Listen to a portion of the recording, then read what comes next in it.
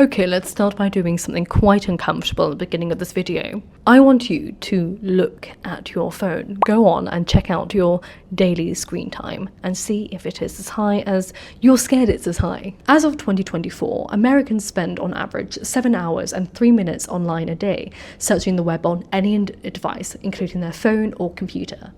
Now, globally, people are spending an average of 6 hours and 40 minutes of screen time per day, with Gen Z apparently spending on average 9 hours a day. Now, if we're being honest, I think that's actually quite low, because I know some people who can spend easily 6 hours on their device alone.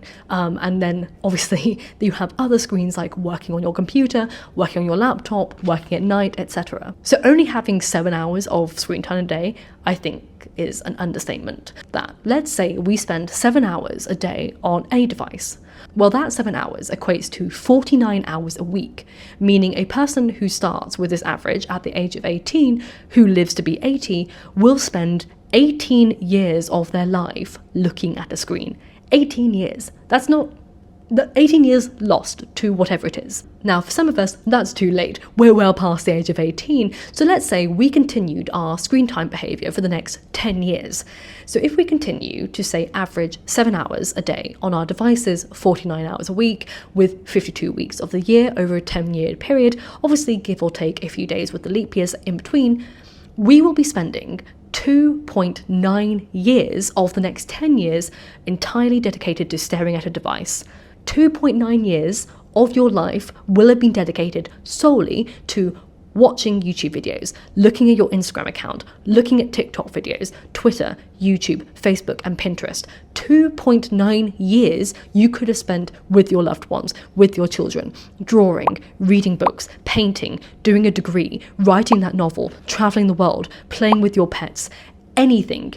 2.9 years of your life will be gone if you continue to look at your screens for 7 hours a day. And if that hasn't terrified you like it did me, I don't know how to save you, and you might as well not watch this video. Now, knowing I have probably already lost years of my life over the past decade of using social media, that's enough to motivate me to want to save the rest of the years going forward. So I'm going to share with you my screen time stats and how I am choosing to change, because I've already implemented these changes already. So the first step is to look the devil straight in the eye and confront your bad behaviours head on. And to do that, I'm going to share with you my stats when I started writing this video script a couple of weeks ago. So let's change scene for a second. Oh, right, there we go. We are in a new setting to do some statisticky bits, all the little data bits that we're collecting together. But before I reveal all my nefarious, shameful data to you all, I want to say thank you to today's sponsor, which is Brilliant. You see, everything I've learned over the past couple of years with my research is that passively reading doesn't actually move me forward. However, proactive and hands-on approaches to my research does move me forward, which is why I'm really proud to be working with Brilliant, because they have the same mantra philosophy as I do when it comes to learning. Brilliant is where you learn by doing, with thousands of interactive lessons in math, data analysis, programming, and AI. Hands-on learning has been proven to be 6 times more effective than watching lecture videos, which is why lessons on Brilliant are filled with hands-on problem solving that lets you play with concepts, which allows you to build your critical thinking skills and build real knowledge in just a few minutes a day, which is far more fulfilling than mindless scrolling, as we have already just discussed in this whole video. Brilliant actually recently launched a ton of new content in data, all of which uses real-world data such as the rental value of Airbnbs going viral on X, or topping the charts on Spotify. And the lessons train you to see trends and make better informed decisions. So to explore everything that Brilliant has to offer, go to brilliant.org/self-help shelf, which is also listed in the description box down below, for a free 30-day trial and 20% off an annual subscription. Okay, let's get into my personal nitty-gritty data. So my screen time when I was writing this essay was 6 hours and 29 minutes a day. However, I should give some caveats here, because my screen time is a little messed up because I use my phone camera for filming, and I do that for filming lives and study with me videos, which can be filmed anywhere between 3 to 5 hours on some days, several days a week. So the filming counts as screen time. So that skewed everything. So as you can see from the screenshot I'm sharing, there's 13 hours of my week's screen time was used on utilities, i.e. my camera for filming. However, that doesn't mean that that's my only weakness. My biggest weakness turns out to be Chrome, taking up 9 hours and 28 minutes a week, which is insane because I know I Google a lot, and if you're like me, I Google everything. I will spend hours reading blogs or articles or just every stupid question that comes into my ADHD brain. I have questions and I will want answers immediately, which is probably where I spend over 9 hours a week looking at things on Google. So with my Chrome addiction, rounding up to around 9.5 hours a week, that means I will spend 20.5 days of my year purely Googling the random crap that comes into my brain, which is insane. My second weakness, as you will see here, is actually WhatsApp with 6 hours a week. But once again, I'm actually giving myself a tiny pass here in that I basically have a long distance relationship. My partner is away for 7 months of the year and only home 5 months of the year. So those 6 hours a week are just the phone calls that we have with each other. And I count that as life well spent. That is basically my relationship. So I'm not going to work on limiting my screen time there. But my third weakness, ironically, was Spotify, which consumes 3 hours and 17 minutes a week. Now, I got a bit confused here because I listen to more audiobooks than Spotify a week, or so I thought, yet Audible doesn't show up in my screen time at all, and I don't really know why that's happened. Because for the case in question, I checked my weekly audiobook time and compared it to Spotify, and I listened to 5 hours and 38 minutes on Audible that week, compared to the 3 hours that I listened to Spotify.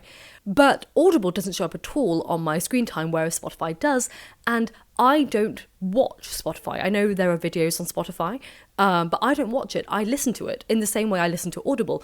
Maybe someone knows the answers for that, but, I don't really understand that caveat. So Audible would technically be my bigger weakness than Spotify, but I still don't really understand why Spotify is considered as screen time when the screen is off. Now, I know my screen time is technically worse than this because, like many of you, I have a job where I use a computer all day. I spend all of my days, 7 days a week, at my computer, either working on a video script or researching for a video script or editing a video or editing a podcast or researching for my PhD, and then to relax, watching a YouTube video or something. Now, I knew I was chronically depressed and happy my whole life and chronically ill, but who would have thought that maybe it's not really all down to my genetic makeup and potentially a lot of my mental health problems are the byproduct of my horrific lifestyle. Trust me, doing these statistics and looking at my own data has never given me more of an urge in my life to quit everything and go and work as a cobbler or a gardener somewhere instead of this. But now I've shown you all my dirty laundry, let's get back to talking about how we're going to fix it.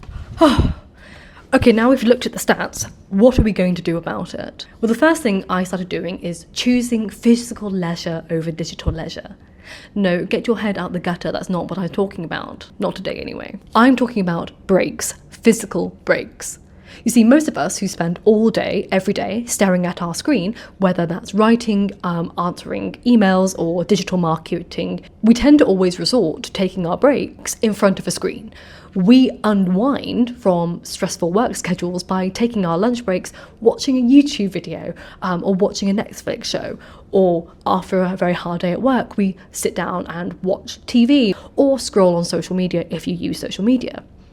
And then you wonder why you don't have a healthy work-life balance, because your work looks the exact same as your leisure time, your downtime, your de-stressing time, and you wonder why you're so stressed and overstimulated. You are burned out because you cannot separate your leisure time from your working time. They look the exact same.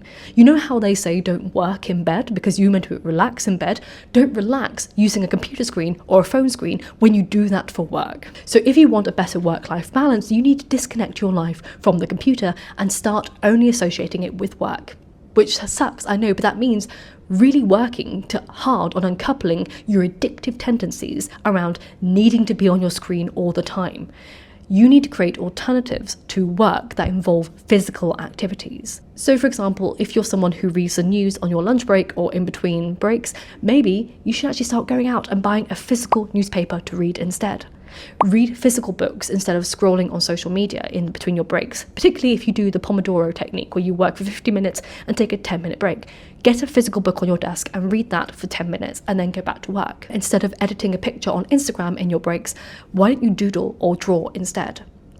If you need to listen to something, listen to a podcast when you'll go for a walk instead of watching a YouTube video. Also, I highly recommend spending the first hour after work, when you're home, after your commute, doing anything other than a screen time activity. So spend that first hour after work exercising or writing in your journal or repotting your plants or playing with your dog or cooking a meal or baking, meditating, sewing, or even having a phone call with a friend, or better yet, actually meet up with a friend for a post-work coffee, something. Do something other than screen. Start out with a rule saying no screen time for the first hour after work, after I've got home from my commute. And then work your way to making that a 2-hour thing and a 3-hour thing, etc. Stop having on your screen non-work related tabs and work related tabs. Unfortunately for us, because screen time is so prevalent in our lives, we need to associate fun with anything other than the computer. Otherwise, we're going to have a burnout. Most of us have had burnouts, and it's because we don't have any divide between our leisure and our work activities. So that means we have to make a big life change. The second thing, you're not going to like this, but it's to distance yourself from social media. Again, this is very hard if you do social media for work. If you have the spare cash and you don't have a friend who's willing to do that for you, you can actually pay for a subscription to a social media scheduling platform. I've heard Buffer is the best. There is a free option, but you have to have a Facebook account and a business account to do that, so it's a little bit limiting. But social media managing sites allow for you to continue posting to your accounts without you having to be on the apps on your phone or your desktop, and you don't get sucked into a doom scroll spiral and watching the comments and things like that. And can I just be honest, if you are someone who refuses to distance yourself from social media because it's, quote, the only way I can stay in contact with my friends or family, with all due respect, make more effort with your relationships. Stalking people online and passively consuming their live updates does not a relationship make. I'm sorry to tell you this, but it's a fake form of intimacy. Get their number if you don't have it already and arrange phone calls for catch-ups. Or get their address and be really cute and write them letters now and then. Hell, even sending regular emails is more intimate than following people on social media and sending a meme now and then. I know what you're asking, but what do I do if I don't have social media to scroll? Well, trust me, I've lived in the 90s and the early noughties, and life was enriching before social media. We can tap back into those early days of the noughties and the 90s and experience being present in the real world rather than watching it slip away in our screen, and actually work on building relationships rather than watching our friends on social media and liking their posts. The next thing you'll probably want to do is to block certain websites and delete apps. Now, there are certain websites that can really suck hours out of your lives. For me, it was news websites and things like that. And if we're being totally honest with ourselves, we can live without all of these websites. So the first thing you can do is you can block certain websites on your phone by modifying the parental restrictions and adding them to a permanently banned website. So you can add them as adult websites. So in my list of adult always banned websites include like things like The Guardian or the BBC, Reddit, YouTube, things like that. They are constantly blocked. And on my computer, I have two main extensions. I use this extension called Leech Block for blocking the websites, again, that I permanently banned, and I know are habitual nesting grounds for my brain. The second extension I use is one called Unhook, which is a YouTube extension, and it blanks out your YouTube homepage, so I can't see videos at all. It's just blank screen. It's great. So when I go onto YouTube just to upload my content, I will just upload my content and not get tempted to watch yet another happy, sad dog rescue video, because I always get down that rabbit hole. The dodo owns me. I hope that inspired you to start helping with your screen time. Let me know down below. I will keep you updated on when my screen time actually fully goes down. It's only been a couple of weeks since I started implementing these things, so I'm not entirely sure how it has changed. I haven't looked. If there is an update, I will pop it on the screen here. That may be quite useful about how my screen time has changed, but again, it may be skewed because I use my phone for filming a lot, so that may have adjusted things. But thank you so much for watching. If you enjoyed this video, please consider liking and subscribing to my channel. If you have any requests for similar videos, you can send a request in my Google Docs form, which is in the description box down below. Thank you so much, as always. Thank you to my patrons for supporting my channel, and I will see you soon for another video. And remember, books save lives, so keep reading.